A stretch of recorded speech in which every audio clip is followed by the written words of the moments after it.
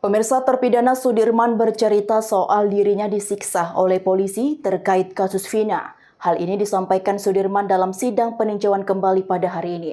Sudirman menangis saat menceritakan kembali saat dirinya disiksa polisi untuk diminta mengakui perbuatannya. Persidangan PK ini beberapa hal terhadap Saudara Sudirman, ya. Yang pertama, Saudara Sudirman masih ingat tanggal 31 Agustus 2016. Masih ingat ya? Masih. Peristiwanya apa yang terjadi, masih ingat ya? Masih. Oke, Saudara bisa ceritakan khususnya dari 31 Agustus 2016 yang lalu dari pukul 15 ke atas, ya, dari jam 3 sore ke atas, bisa diceritakan, masih ingat? Masih ingat. Ya, coba diceritakan. Sebelum ditangkap, saya habis main ke rumah kakak saya. Nah, setelah itu adik saya SMS suruh jemput sekolah, pulang saya baru mau jemput. Nah, si Jaya itu manggil saya minjem motor. Pas minjem motor saya nyamperin, mau ngapain? Kata saya mau ngambil gitar. Ya udah, baru saya pinjemin. Berapa menit polisi datang. Pas datang langsung nendangin motor, sama rombongan saya tendangin. Nah, pas itu Jaya juga langsung ditangkap. Pas itu baru dibawa ke mobil semua, menuju ke Polresta. Nah, pas itu saya disetrum, dimasukin colokan, ditembakkan karet ininya, baru ditendangin, suruh ngakuin. Nah, pas itu saya udah nggak ngakuin, bilangnya udah ngakuin aja, teman kamu udah ngakuin, bilangnya gitu. Saya tetap nggak ngakuin. Nah, pas itu masih mukulin polisinya. Pas itu baru saya ngakuin. Nah, pas itu udah catat nama teman-teman kamu. Nah, kan saya yang kenal kan 8 orang. Udah 8 orang catat, kata polisinya udah 3 orang lagi. Yang namanya Dani, Peggy sama Andi, bilangnya gitu. Nah, pas itu saya baru nyimpan di penyidik. Sebentar, lalu saya dikeluarin ke nyari barang bukti. Nah, pas itu saya kaget, padahal apa?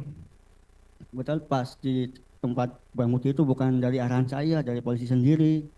Nah, pas itu udah kamu tunjukin tuh batu itu yang gede. Saya tuh nggak mau. Nah, pas itu dipaksa suruh nunjukin. Nah, tunjukin, habis ngambil batu simpan ke mobil, baru menuju ke flyover. Di mana tempat orang yang meninggal, di korbannya gitu. Kata sayanya nggak tahu pak, kata sayanya. Nah, pas itu baru saya simpan di Polsek Talun. Polsek Talun, terus balik lagi ke Polresta. Polresta, polisi itu lagi gergaji kayu bambu di ruang penyidik, nggak tahu apa itu.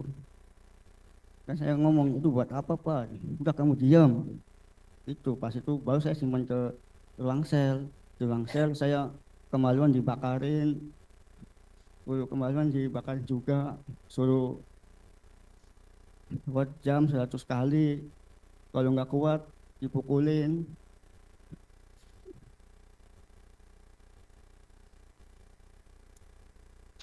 Terus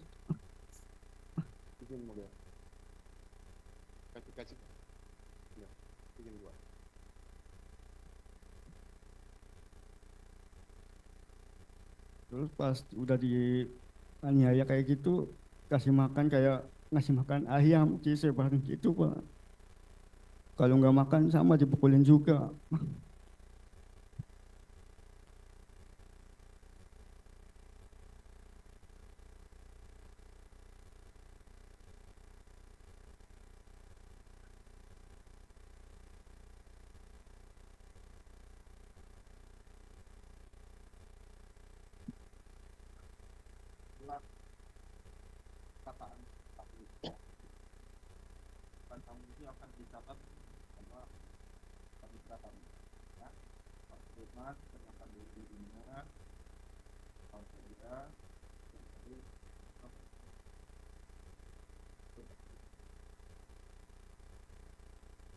Nah, terus pas itu saya dibawa ke ruangan penyidik, suruh bikin BAP.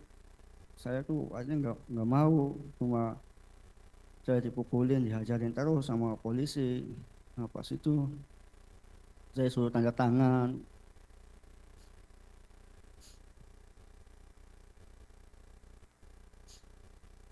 Nah pas itu saya ngeliat si saudara Eko ditendangin, dipukulin, hidungnya ditendang sampai berdarah, suruh ngakuin. Nah pas lihat di papan itu ada nama-nama teman saya juga kaget pas pertama itu ada nama teman saya sebagai peran ini saya nggak tahu itu, lupa nama perannya.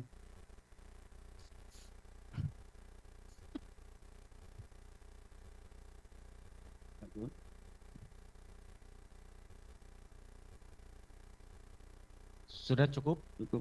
Cukup ya. Oke, Sudirman. Jadi ada beberapa poin yang kami penasihat hukum mau konfirmasi ya. Kami sudah mendengar semua kronologis bahwa tanggal 31 Agustus 2016 Sudirman ada di depan SMP 11 ya. Nongkrong karena menunggu motor ya. Iya. Menunggu motor. Lalu ditangkap, tiba-tiba ada yang datang mengaku polisi ya. Iya. Datang dimasukin ke mobil. Tadi kita udah dengar cerita. Kita mau tanya, kita nggak mau mengorek kembali seperti yang sudah pernah. Ikuti terus berita menarik dan terupdate lainnya dengan cara like dan share seluruh akun BITV. Saya Kiki Anggrani, pamit undur diri dari hadapan Anda. Terima kasih, sampai jumpa.